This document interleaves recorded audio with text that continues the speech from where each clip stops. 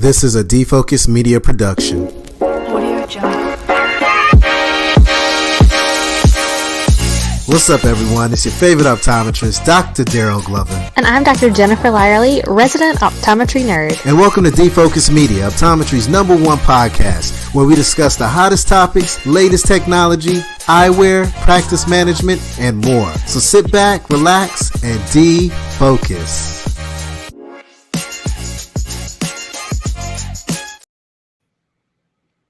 What's up, everyone? It's your favorite optometrist, Dr. Darryl Glover. Happy Monday, top of the week, opportunity at our fingertips. I don't know about everyone on this call, but I'm super excited because we get to talk about contact lens.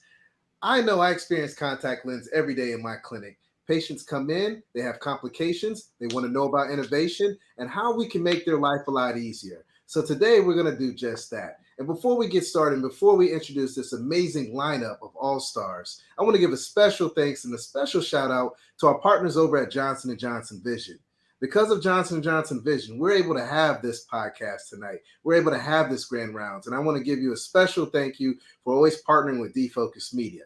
Now let's get this party started. Before we get started, we got to talk about all the amazing guests on this podcast. I want to start with the one and only Dr. Brittany Wright. Dr. Wright, if you don't mind, maybe sharing your background, where you were a professor at, and a little bit about yourself, and then we'll jump into the other esteemed guests tonight. Awesome. Well, thank you, Dr. Glover. I'm excited to be back. I feel like, we can make this a regular thing. I keep seeing you this way, virtually, at least. Right. So I'm excited to be here, excited to be with this awesome panel. As mentioned, Dr. Brittany Wright, I'm an assistant clinical professor and director of diversity, equity, and inclusion at UMSL College of Optometry. Have been in practice, private practice, referral center, and now academia for about 5 years now. So kind of shifted and moved around, and I'm excited to be here and work through this case with Peyton today. I love it. And that's what we're going to do. We're going to dive deep into a case here, but let's go over next to the one and only Dr. Melody Tavakoli. How are you doing today, my friend? I am awesome. I'm saying hello from the West Coast, San Diego, and I've been in practice about 13 years and been with Johnson & Johnson as a consultant for a couple years now, and it's my favorite part of my job. So I'm really happy to be here. Thanks for having me. And we're super excited to have you again. I was able to catch the previous podcast you did with Dr. Harbir Sayan and Dr. Danielle Richardson. And when I tell you amazing, I mean, it was simply amazing. A lot of great gems. And the thing that I love is that with eye care, our doctors have personality. How many times have you gone to a physician's office and you talk to them and you feel like you're talking to the wall?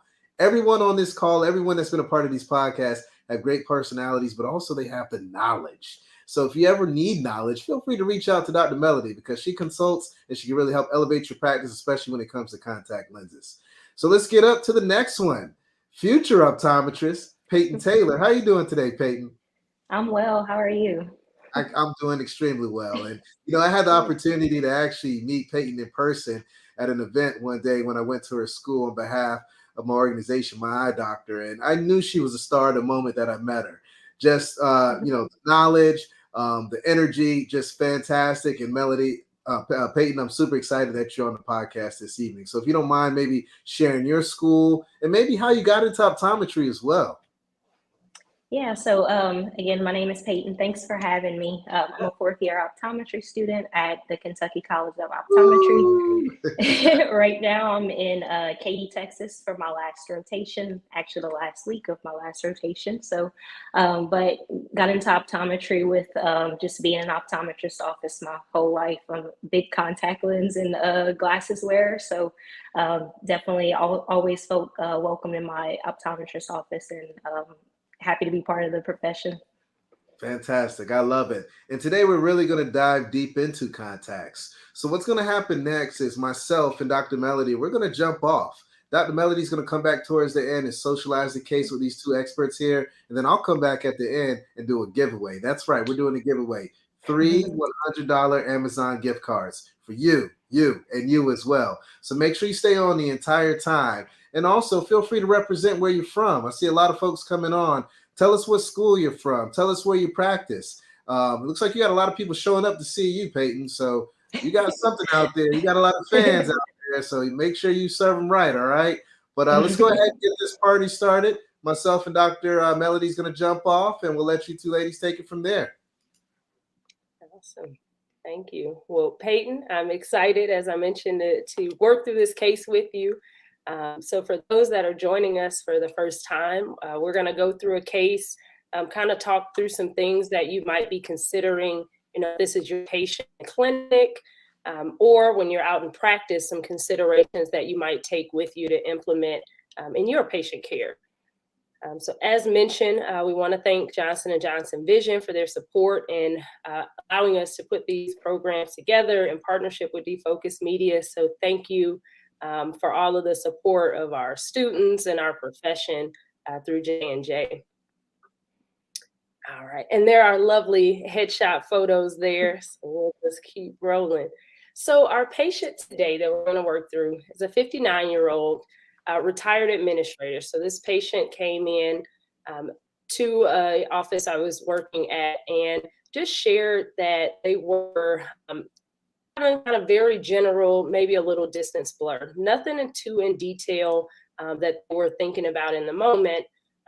So one of the things that initially goes off is like, this might not be enough information, like help this patient. How do we pull out more information? So Peyton, is as you talk with patients and they're sitting in your chair and they, come in with just kind of that general complaint, maybe things are blurry.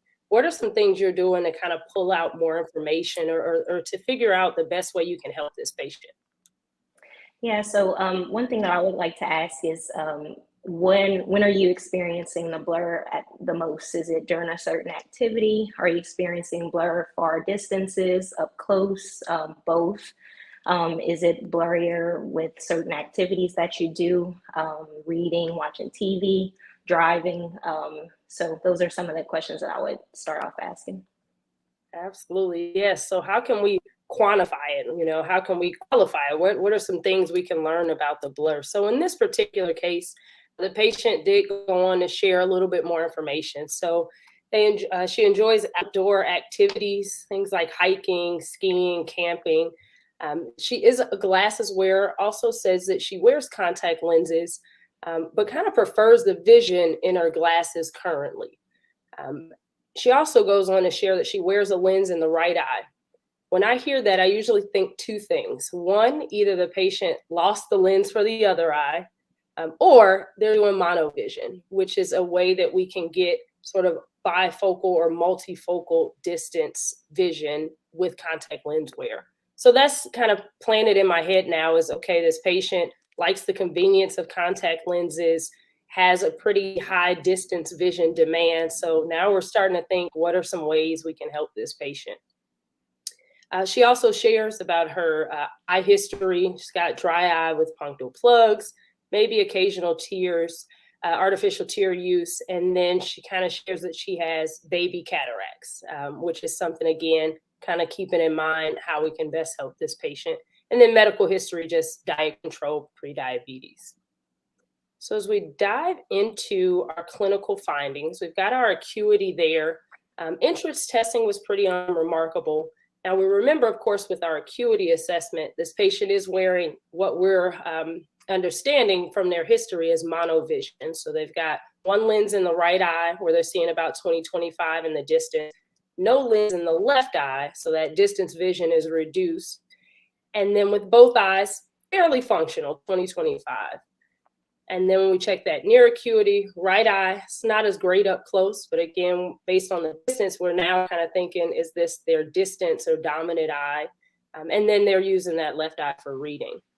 So we get our subjective refraction here, and then we want to perform that red-green balance. So Peyton, with your patients, how might you, or what are you kind of looking at when you check for if they're over minus, or what might be some things you might pull out of your fraction just to make sure we aren't over minus in that patient?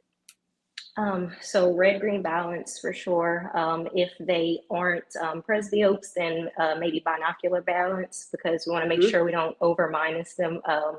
Over minusing can lead to eye strain and, having to bring things closer, which, makes it uncomfortable for the patient. Absolutely, yes. So red-green balance, binocular balance.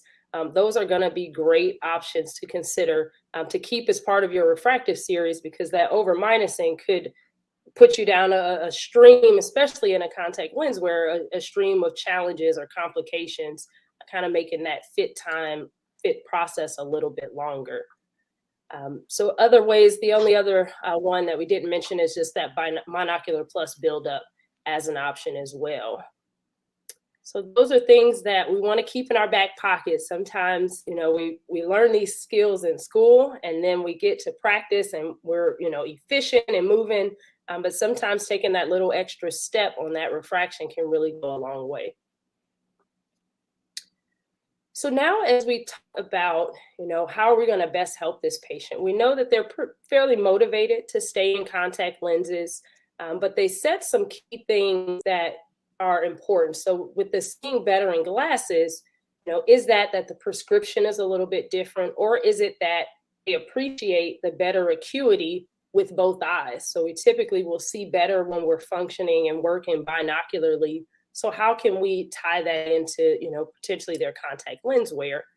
And that is what we start to think about for multifocal. So transitioning that patient who's having monovision, maybe for convenience, transition them into a multifocal where now they can use both eyes and have good distance, intermediate, and near vision to be able to enjoy the convenience and the function of multifocal contact lenses. So 3 important steps are going to be determining an ad, confirming the dominant eye, and then deciding on a final RX. So when you think about just determining your functional ad, or what you might be prescribing for their near ad, what are some things you might use, or some ways you do that in clinic? Starting off with age-based norms, also plus buildup, NRA, PRA, FCC is another one that we could use.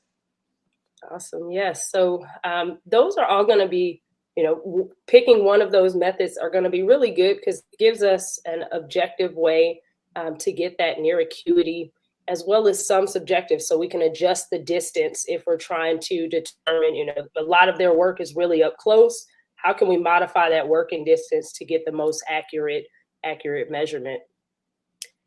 Yes, so we can do any of those for determining the near ad. For eye dominance, we like to do the sensory method. So sensory method is where you take, a +150 or a +2 trial lens. When the patient is wearing their best correction, using both eyes, we're going to hold that trial lens over one eye compared to the other to determine which one kind of blurs that distance target. If holding it over the right eye makes the distance blurry, whereas holding it over the left eye, I don't really notice it, that means my right eye is dominant. I can't tolerate the extra blur on that eye. So that's going to be important for multifocal contact lens wear. And then just deciding that final RX. So when we think about, you've got your final refraction, and for this particular patient, their functional ad was a +2. For determining your contact lens, when you're ready to go grab a contact lens trial, what sort of things might you want to do, or might you have to modify in your contact lens before you grab your contact lens prescription? So based on the habitual, you want to do the spherical equivalent, see if the patient needs a toric lens or if they can be masked with just a spherical lens. Also, you want to keep in mind the degree of their myopia or hyperopia. Does it need to be vertexed? So all those good things. Absolutely. Yes, those are 2 crucial steps. So mentioned vertexing. So if we're going from, if a patient is a ±4 or higher in their prescription, we want to make sure we're adjusting for that prescription distance from their glasses to contacts. And then spherical equivalence. So that is something we do have to keep in mind with certain contact lenses. In particular, with the brand that we went with, we're able to mask some of that astigmatism up to about a diopter comfortably, where the patient is not having any symptoms or isn't noticing any compromise in their vision without that astigmatism correction. So in this case, our final, or at least our initial trial lens set that was pulled was the -2 in both eyes. And once we have our ad power, the next step in that, using the fitting guide or fitting calculator, which we'll run through a slide here in just a moment, but using that, it essentially tells us what's going to be the best first lens to try for this patient. So that fitting guide tells us, in this case, with the +2 ad, we're going to go a mid-level ad on the right eye, which is the dominant eye, and a high ad on the left eye. And so here we can see the fitting guide, which is really just a tool that we can use to help with our efficiency and workflows in clinic.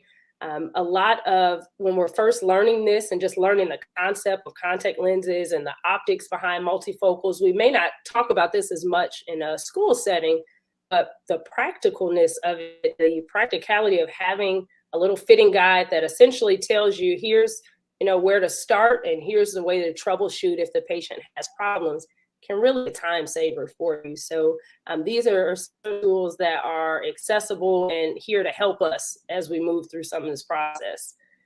So using this fitting guide is how we pulled that initial lens.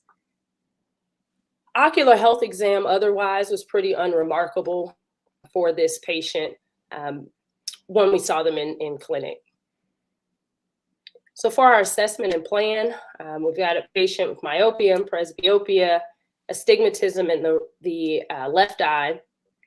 Our initial lens pull was what we selected earlier. And what I'd like to do is have the patient wear the lenses out in clinic, out in the real world or outside of clinic for a little while, just get a lifestyle feel for how this is going to actually fit into their day-to-day vision demand. So for this patient, we had them out for roughly 2 weeks because they were actually traveling. So it kind of worked because they were going to be doing some of those high distance demand activities like skiing, which we want them to see really well so that they're not, running into anyone or anything like that. So if we can get that patient happy with the distance, this is a good time to try it out.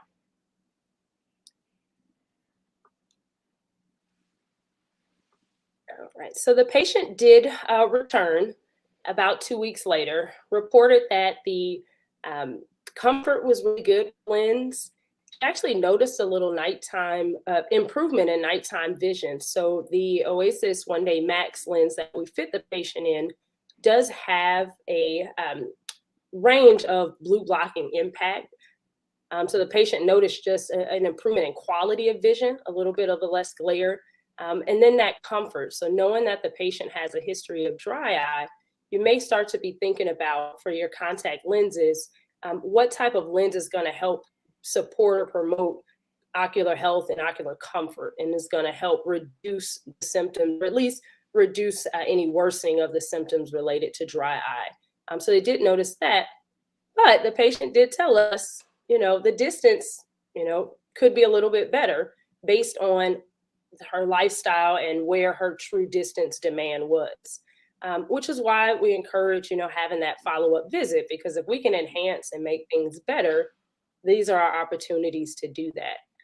So based on that fitting guide, we're able to see on the second slide, I think you can see my pointer, but on the second portion of that fitting guide, it tells you how to make your enhancements. So if we're looking at that and the patient says, oh, the distance could be a little bit better, right there it shows me where I need to make adjustments. And in this case, you make an adjustment to the non-dominant eye to improve the distance vision. All right. So any thoughts or comments as you think about your patients, and depending on where you are in rotations, I know sometimes those contact lens patients can be, a few months or a few weeks away from where you are right now. But as you're thinking about your contact lens patients, what are conversations you might be having just as far as care and compliance, wear style, just what type of things might you share with your patients as you wrap up and get them, out with a new set of contact lenses? So I definitely just kind of go over contact lens care, even if she's already been a contact lens patient, just going over proper care.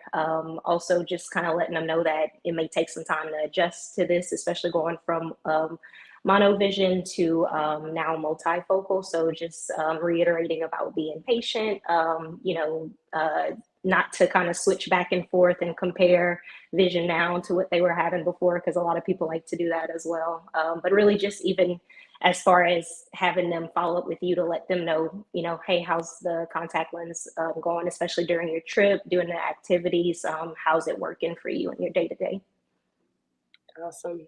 Great points, because those are the things that, you prep the patient, you set expectations, and then you let them know that you're still there if they need adjustments and to help them navigate getting the best vision for their day-to-day life. So I think those are excellent points. Awesome. So we will, let's see, have Dr. T come back and join us. Here we are. All right. And so what we want to do now is just kind of offer, as we take these cases and shift them or navigate into patient care and how we can apply some of these practices into day-to-day practice.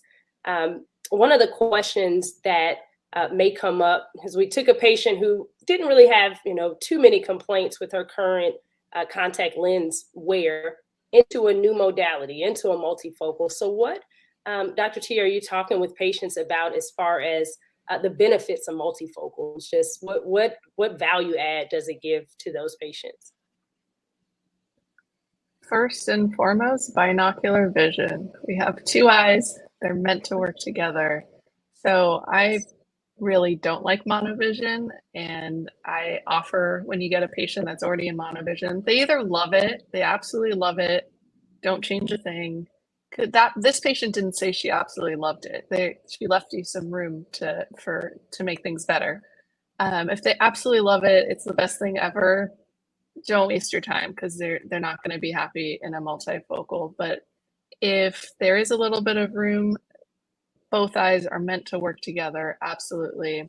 I think a lot of the history is we didn't have good multifocals, and that has absolutely changed, especially with this 1-day max multifocal go-to lens. Absolutely.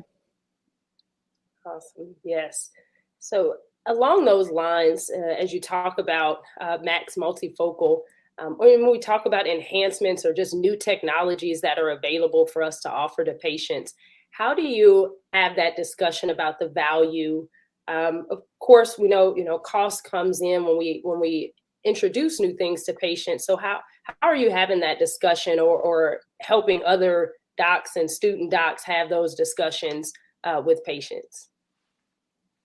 So when you have a new contact lens wearer or new to multifocals, I give them the options. And this is part of my philosophy, is it's our job to know the options, present it to the patient, and let them decide what's going to work for them. And sometimes they need a trial to go home and actually decide. So my speech, and you guys can memorize this for school, for students, is, if you're a new contact lens wearer, I was like, okay, we have 3 options. The first option, I can put distance only contacts and you have to throw readers on.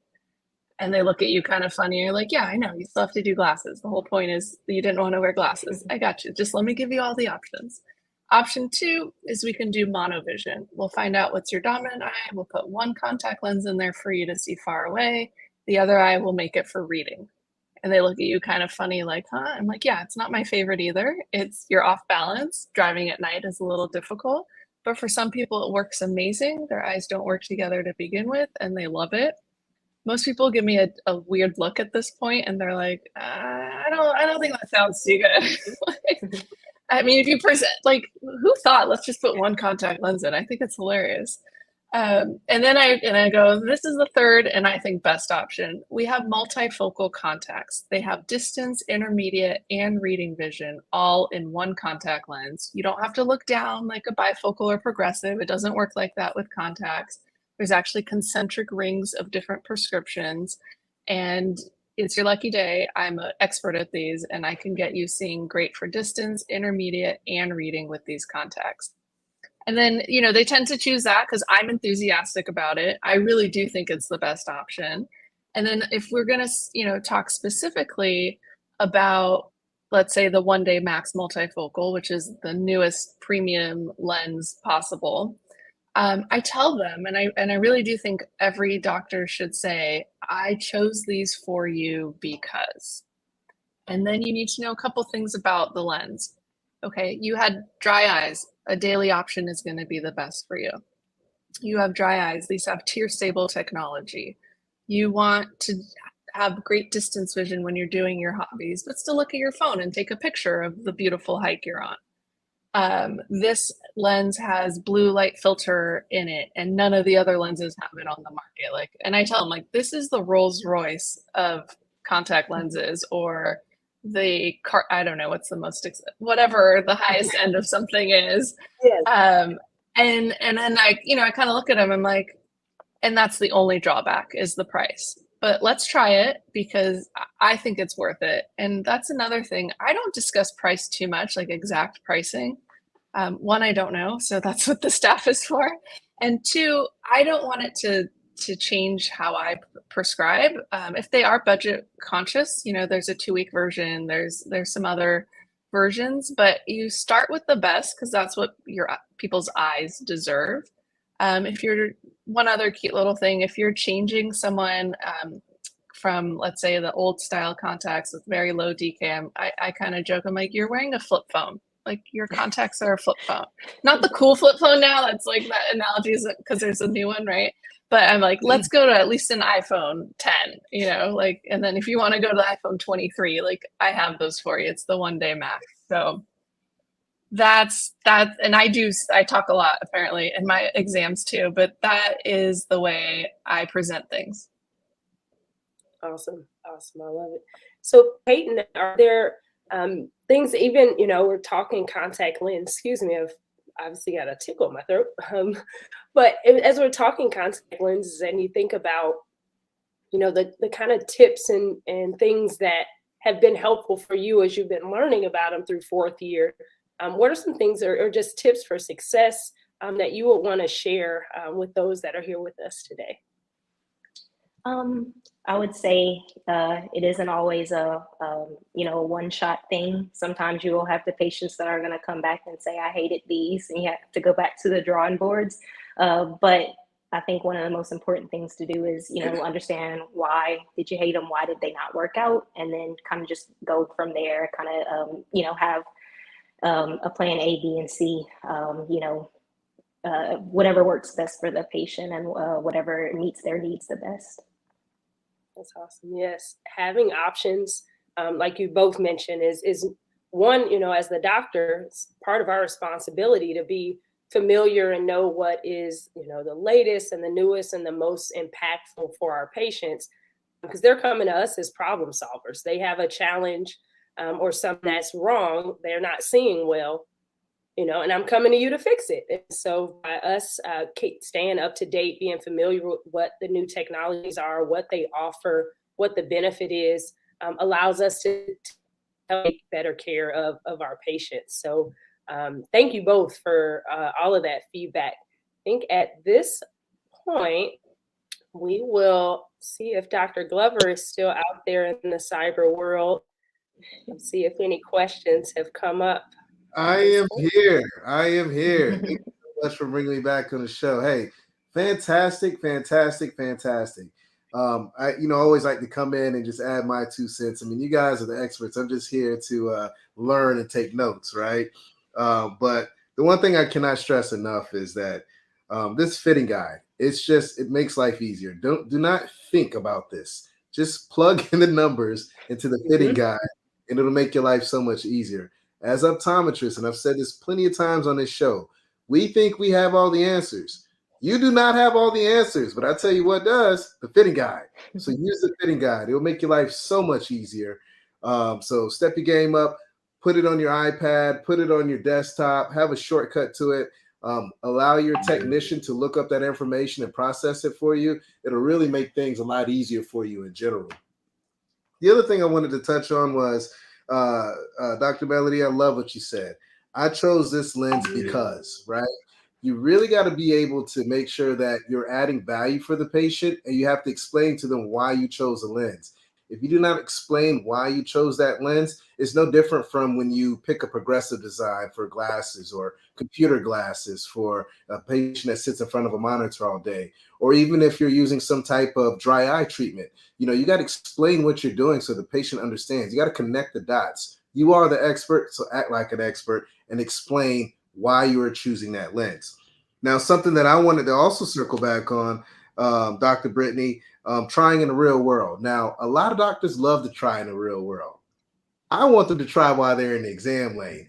This lens, this Acuvue Oasys Max, the reason why I love it is because you don't have to allow a patient to get out in the real world. When they put it on, have them pull out their cell phone, have them look out in the hallway, step up at the front of the office, look out the window, and that should be sufficient. I mean, this lens doesn't really take a long time for the brain to process what's taking place. So it really cuts down on chair time, and it makes it easier for the patient to understand that this lens is going to work.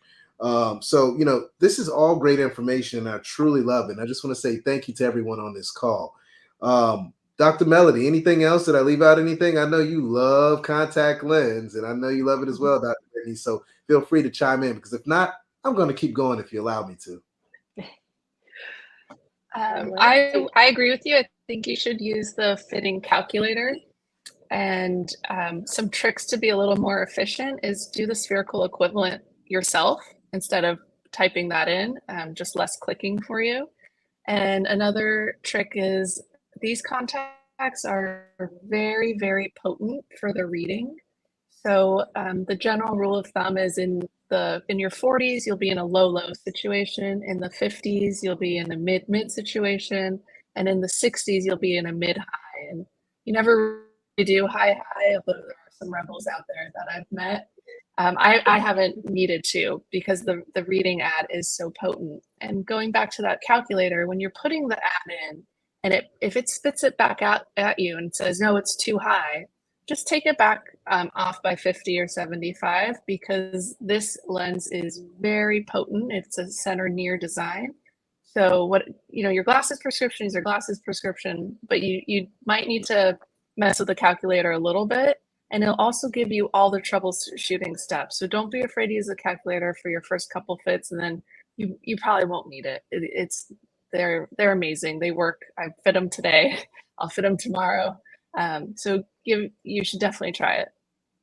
It's crazy, Dr. Melody. I'm always saying use the fit calculator, and I do, right? But now I play a game with myself. I kind of predict what it's going to kick out because I fit so many. So when I get it right, I'm like, yes, I scored, right? It's like a personal game that I have with myself, but it's just very efficient. Just very easy. And most importantly, the patients, when you can bring a smile to a patient's face, especially when they've been to numerous doctors and they haven't been able to get it right, or they're looking at the older technology of Monovision, this is a game changer for your practice. This is how you bring more patients to your practice. This is how you get those patients to go out and be walking billboards for you. You have to bring innovation. You have to listen to your patient, and you have to connect the dots. Everybody wants innovation. Again, go back to that cell phone analogy. I don't do the flip phone, but my whole thing is I say, look, you're wearing a lens that's like having the first iPhone or Droid, depending on what their cup of tea is, right? I'm like, let's step your game up and get to the iPhone 14 Pro Max or whatever it may be. And, they smile and they chuckle, but then they're like, you know what? You're right. I've been wearing this lens for a long time. I've been in Monovision for 15 years. Educate them about it. Now, is this lens going to work for everyone? Majority folks, but if someone's been wearing Monovision for quite a bit of time, in my practice, I've seen that it's hard to really convert them to get that binocular vision. But everyone's a little different, right? But just make sure that you at least offer the best technology. Oh, and one last thing. We touched on price point. Why care about talking about price points? We should never, ever discuss price points. Talk and lead with technology and how you're going to solve the problem for the patient, how you have the right solution for them.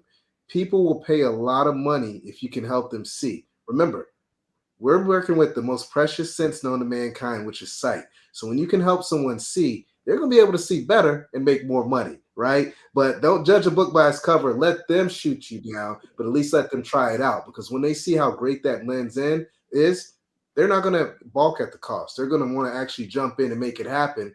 or do a half-year supply, maybe not an annual supply, but at least offer the technology to the patients.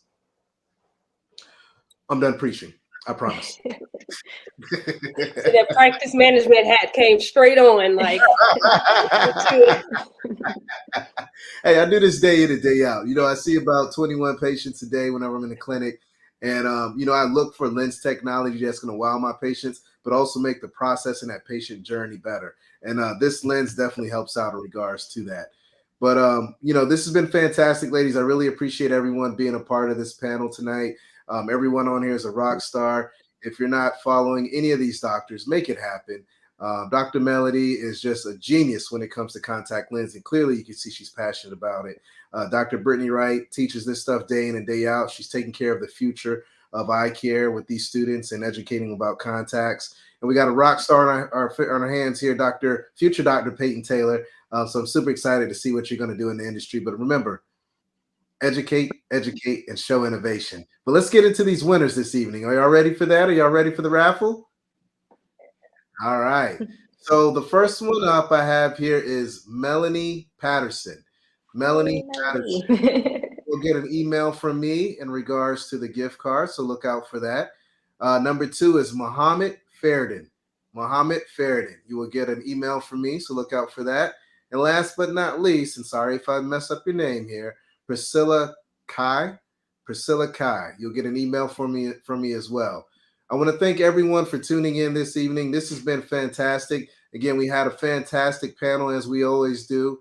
And I want to thank each and every one of you for partnering with Defocus Media. But again, let's give a special shout out to Johnson & Johnson Vision. You guys have done a hell of a job with this lens technology. And I can't wait to see what you have in store for us down the road. Continue to stay healthy, stay positive, stay blessed. And until next time, peace. All right, colleagues, and it's a wrap. Thank you dearly for hanging out with the Defocus Media team. We hope truly something resonated with you. And if it did, be sure to give us 5 stars and make sure you follow us on all social media platforms: Facebook, Instagram, Twitter, LinkedIn, you named it. And our handle is at Defocus Media on all platforms. And until next time, be sure to